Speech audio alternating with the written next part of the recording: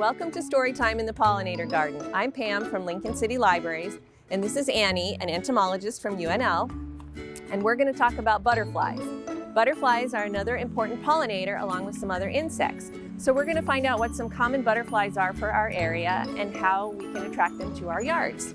All right, Annie. Thank you, Pam.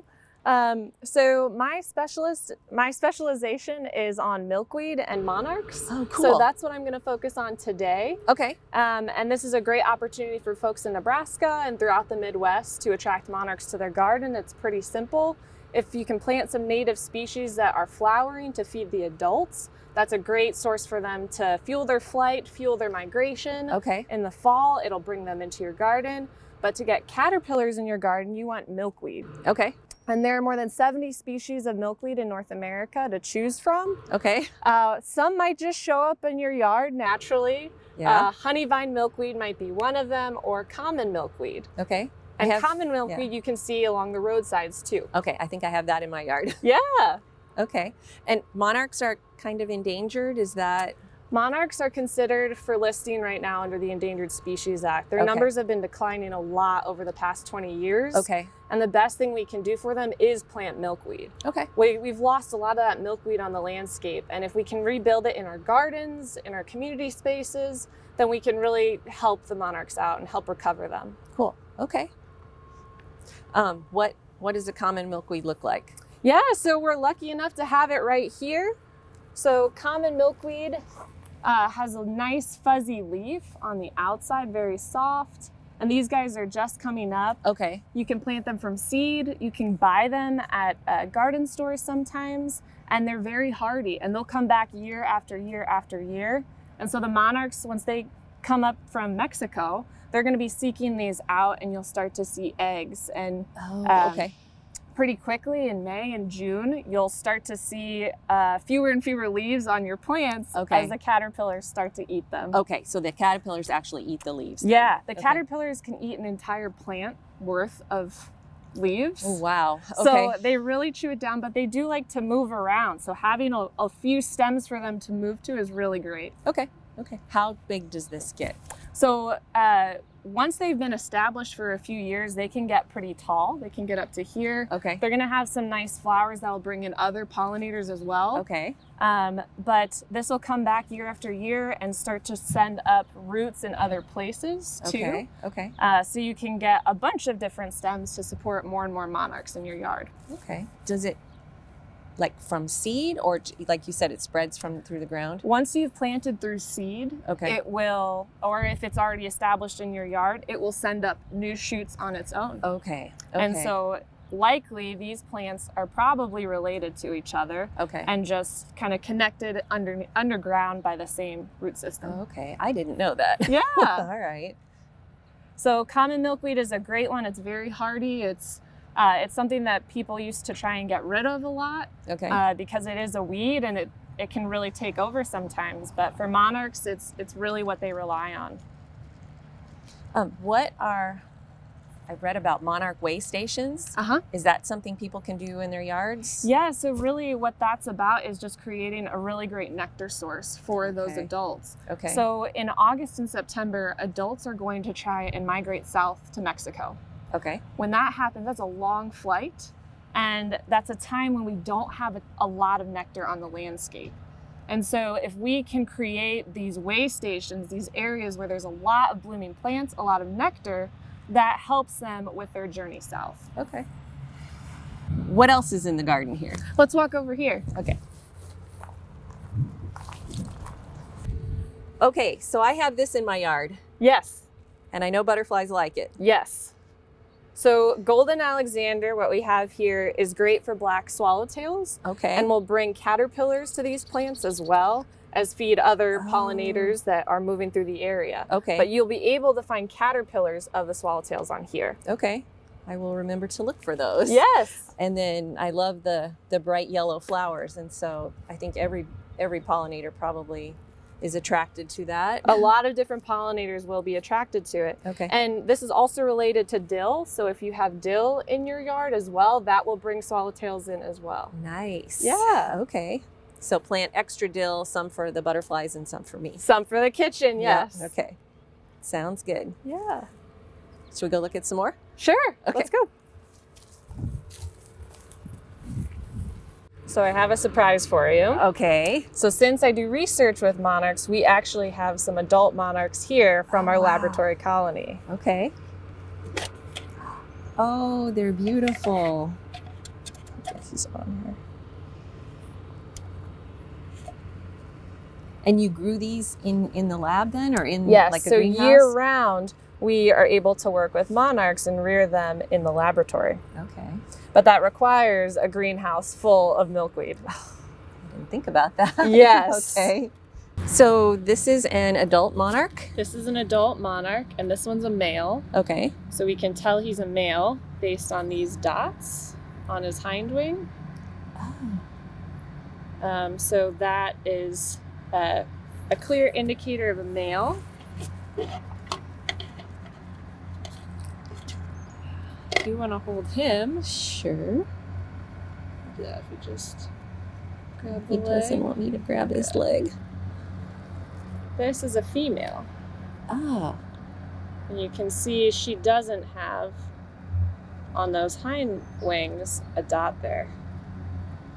And she's a little bit smaller here. The but black dot that's right That there. black Yep. dot. Okay, I see it now. Yep, and then she's gonna have some thicker lines on her wings here. Huh.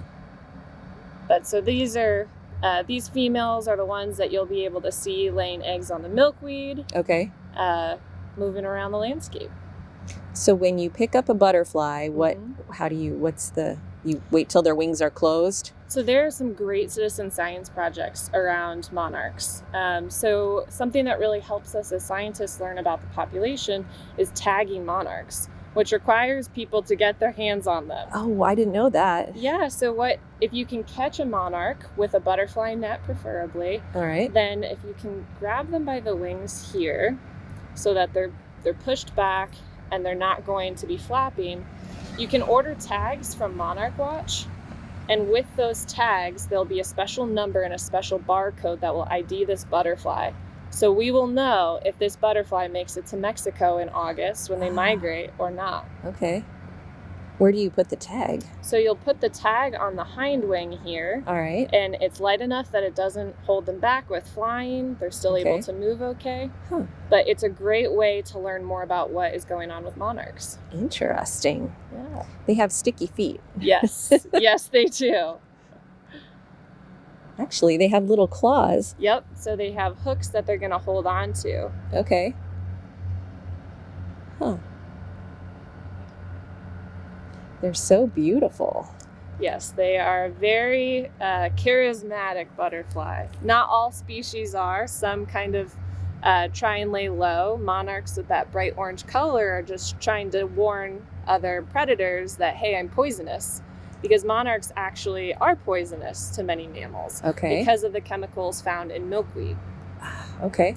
So with that, there are some butterflies like the viceroy that you can also see that look exactly like monarchs. The only difference is that on the hind wing, there will be a line that goes straight across, kind of parallel to the edge of the wing. Okay.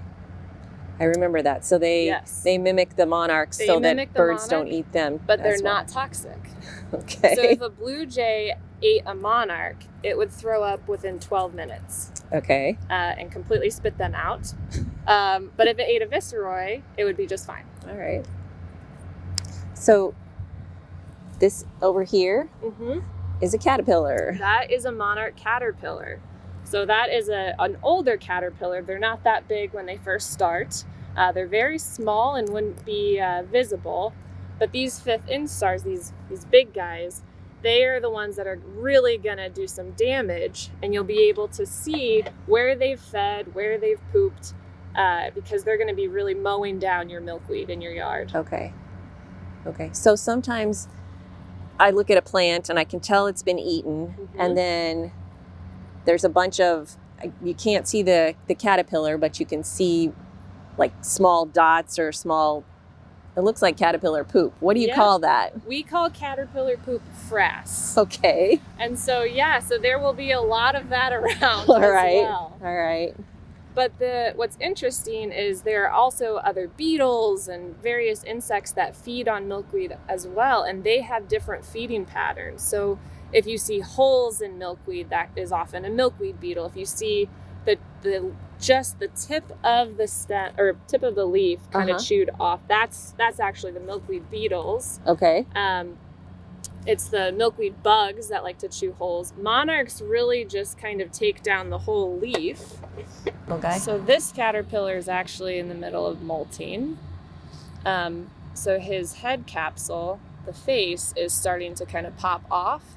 So as monarch caterpillars grow, they have to molt their skin each time, and they molt their head capsule, their little face, to make room to grow even bigger. Okay. How many times do they do that? They molt 4 times. Okay. From first to second, second to third, third to fourth, and fourth to fifth. Okay. So you 4 said times. this was a... That is a fifth Fifth instar. Okay. So there have been 4 molts before he was able to get that big. Okay. And so what you'll see with the feeding damage, so because milkweed is toxic and has these really strong chemicals, they avoid eating that center part of the leaf. And if they do have to do it, they'll clip it. So they'll kind of bite it at the base of the leaf so that they aren't really exposed to as much of that toxin and as much of that white, sticky latex that you'll see if you break a leaf. Yeah, okay. And so they're going to really be eating around it, and you'll see a lot more leaf area eaten by monarchs. Okay. So that once they're done, there's not much left to the leaf. All right. Thank you so much, Annie, for talking butterflies with me.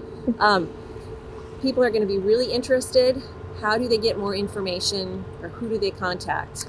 Yeah, so there's a lot of monarch resources in Nebraska as well, but there's also Monarch Watch, which is a great tracking program if you want to get involved with citizen science. We have some Nebraska fact sheets out there as well that you can look at for more information. Okay. So lots of resources out there on monarchs. Awesome. Thank you so much. No problem. Thank you. Thanks for joining us for Storytime in the Pollinator Garden.